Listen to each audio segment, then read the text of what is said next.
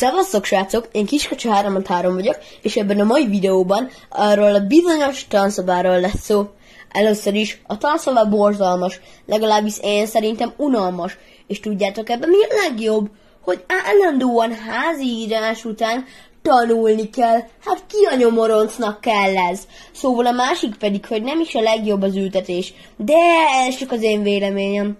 De őszintén, az a legjobb, hogy a mi osztályunkból háziírás után le lehet menni a könyvtárba laptopozni. És ebben csak ez a jó. De ez is az én véleményem, ugye? Szóval, ha most egy 10-es skálán értékelni kéne a tanszobát, én őszintén 10/5-öt mondanák rá. Mondjuk az is igaz, hogy lemegyünk tanulás és háziírás elvégzése után az udvarra, de az se a legrosszabb.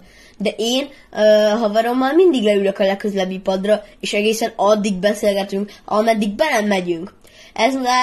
Ez amúgy általában 30-40 perc szokott lenni, de néha beszállunk a földön az emberbe is. Na de én most Kiskacsa 363 voltam, ha tetszett ez a videó, akkor iratkozzatok fel és lájkoljatok. Sziasztok!